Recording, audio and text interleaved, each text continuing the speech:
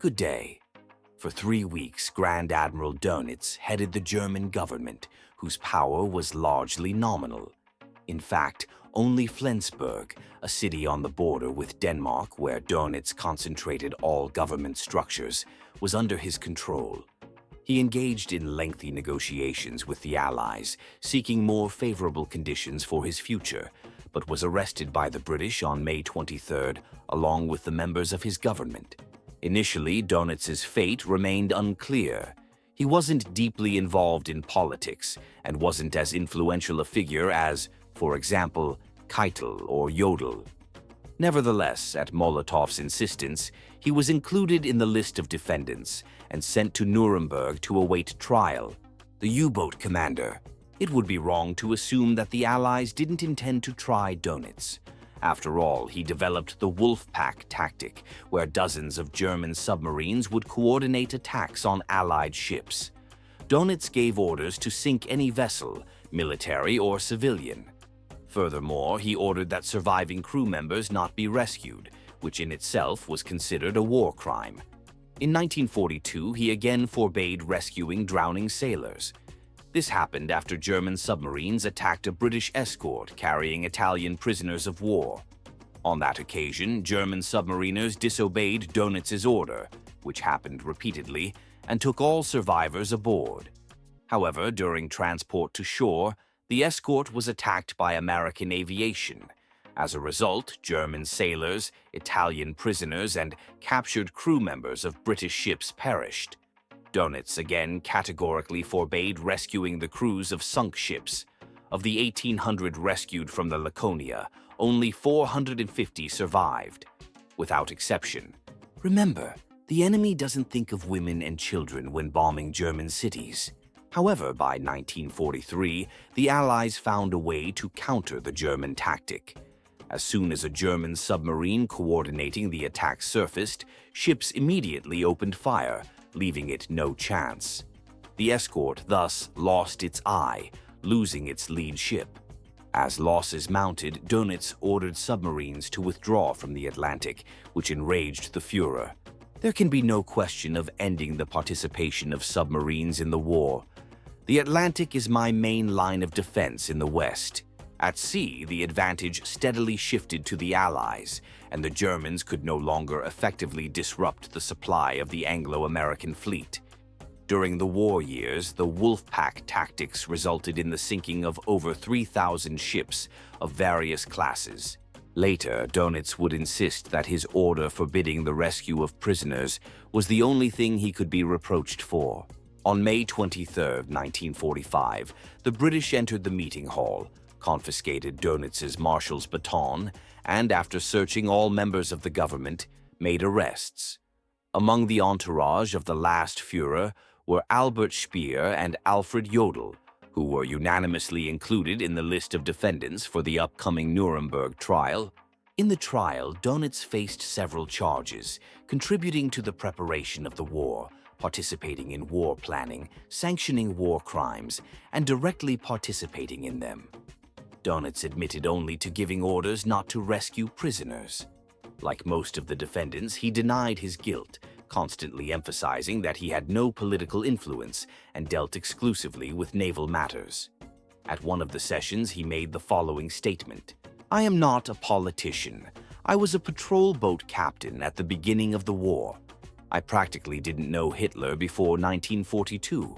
He always made the impression of a reasonable man, and his goals, as it seemed to me, were always directed towards the good of Germany. Now I understand that he cared little for other peoples, for example, the Jews, or neighboring countries. But I never knew anything about what was happening to the Jews. Hitler said that everyone should mind their own business, and my business was submarines and the fleet." On May 10, 1946, Dönitz was interrogated. Regarding the political system of Germany, he categorically stated, "It cannot be claimed that it was a military dictatorship.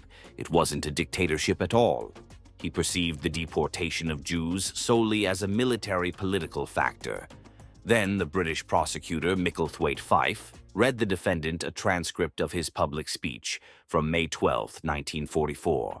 divided into various parties, poisoned by the spreading venom and having no means of protection, we would long ago have broken under the pressure of this war and surrendered to the enemy. Dönitz, however, didn't lose his composure. He stated that he meant something else entirely, namely the corrosive influence of Jewry. It would have been very difficult for city dwellers to endure the consequences of the bombings if such an influence had existed. But the most memorable moment of the former Grand Admiral's testimony was the interrogation by the Soviet prosecutor Pokrovsky. Here, the defendant unexpectedly stated that even in May 1945, when Berlin had fallen and the Germans in the West were practically offering no resistance, he still believed in victory, as evidenced by excerpts from the trial record. Pokrovsky: in your address to the army and the people, you called for the continuation of hostilities and called everyone who wished to cease resistance cowards and traitors. Is that correct? Dönitz: yes. Pokrovsky: on April 30th, that is, on the day you published both documents we are now discussing, the hopelessness and futility of further resistance by Hitler's Germany were perfectly obvious. Did you understand my question? Do you agree with this?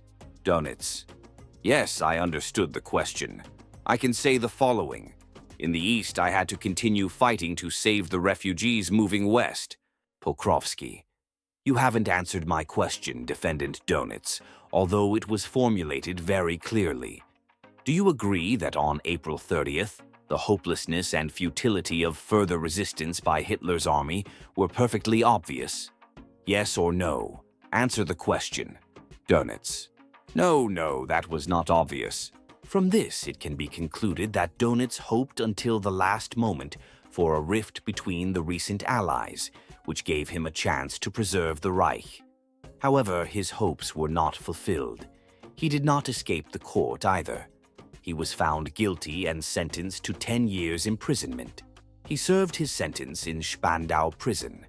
After serving his sentence, he moved to the village of Aumühle in West Germany.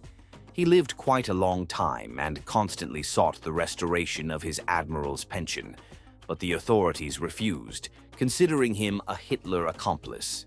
Dönitz was deeply offended by this and could never reconcile himself to the fact that he continued to receive only a captain's pension, because, in essence, the authorities had erased 12 years from his life.